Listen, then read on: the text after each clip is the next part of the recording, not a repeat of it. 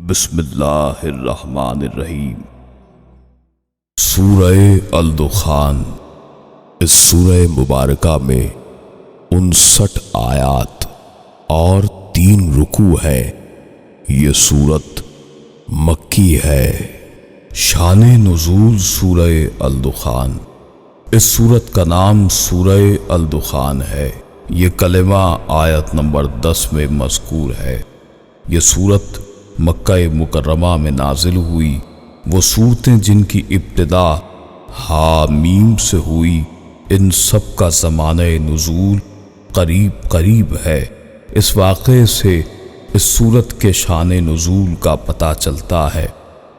کفار کائنات اور اہل اسلام سے دشمنی جب حد سے بڑھنے لگی اور انہوں نے اسلام قبول کرنے کے جرم میں فقراء و مساکین پر ظلم و تشدد کے پہاڑ توڑنے شروع کر دیے، تو سرور عالم صلی اللہ علیہ وآلہ وسلم نے عرض کی، الہی ان کو عہد یوسفی سے قحط کی طرح قحط میں مبتلا فرما، شاید اس وجہ سے ان کے دل پسیج جائیں اور یہ حق کو قبول کر لیں۔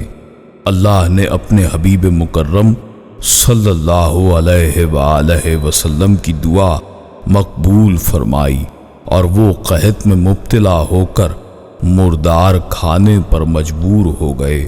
انہیں یقین ہو گیا کہ یہ حضور صلی اللہ علیہ وآلہ وسلم کی دعا کا اثر ہے۔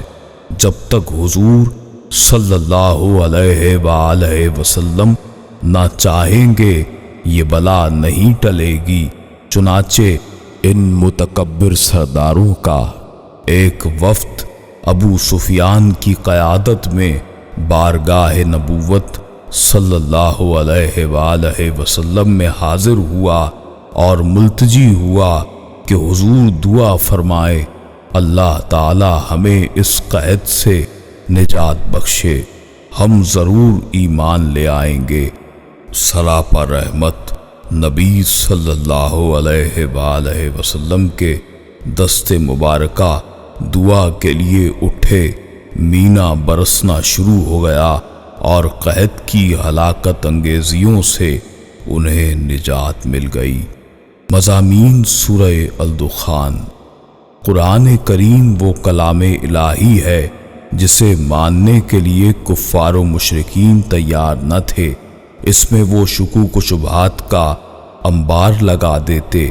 ان کے ازالے کے لیے فرما دیا کہ لو یہ کتاب مبین ہے۔ اس کا انداز بیان اور پرز حکمت مضامین خود بتا رہے ہیں کہ یہ اللہ کی کتاب ہے۔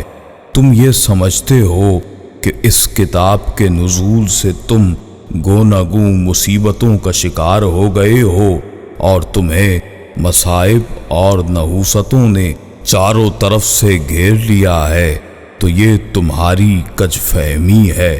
یہ تو یمن و برکت کا سرچشمہ ہے۔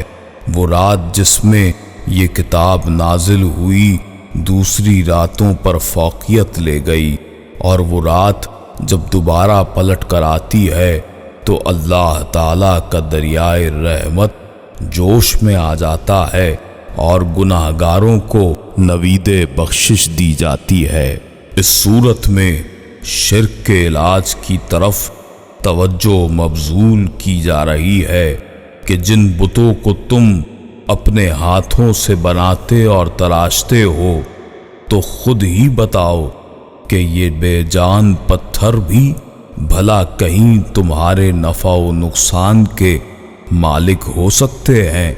کفار کو مخاطب کر کے فرمایا کہ تم دولت و ثروت اور اپنے اثر و وسوخ کی بنا پر نازا ہو کر جن اعمال کی دنیا تعمیر کر رہے ہو اور سمجھتے ہو کہ یہی سیدھی اور بالکل صحیح راہ ہے، جس کی وجہ سے تم نہ آیات الہی پر غور و فکر کرتے ہو اور نہ اللہ کے رسول علیہ الصلاۃ والسلام کی مخلصانہ کوشش کو قبول کرتے ہو، بلکہ ان میں رخنہ ڈالتے ہو۔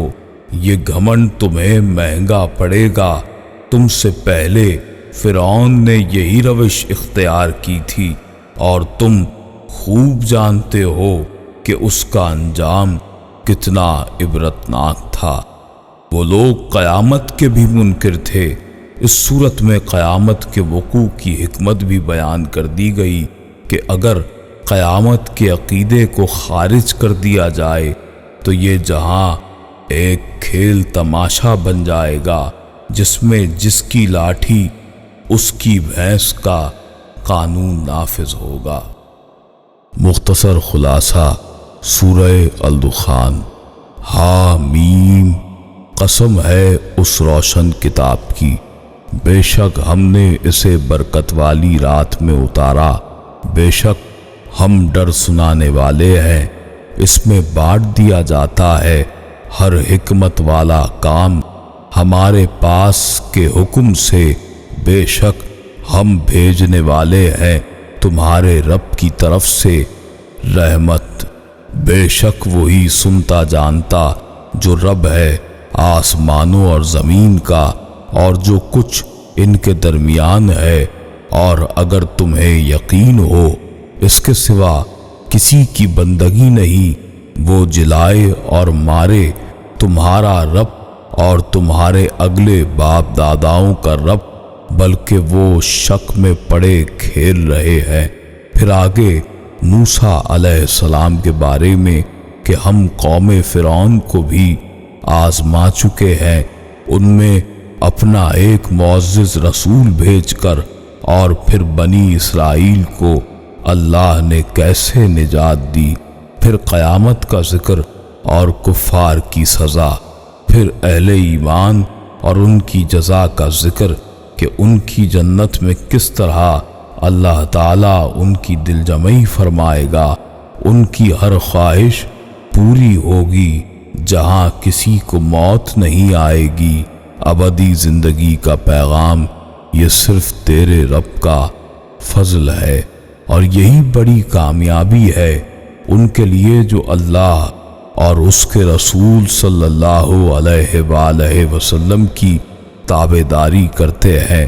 پھر آخر میں اے رسول صلی اللہ علیہ وآلہ وسلم، ہم نے قرآن کو آپ صلی اللہ علیہ وآلہ وسلم کی زبان میں آسان کر دیا تاکہ آپ لوگوں کو اچھی طرح سے سمجھائیں، اور اس کے بعد آپ صلی اللہ علیہ وآلہ وسلم بھی انتظار کریں، اور وہ بھی انتظار کریں، یعنی روز قیامت کا انتظار کریں۔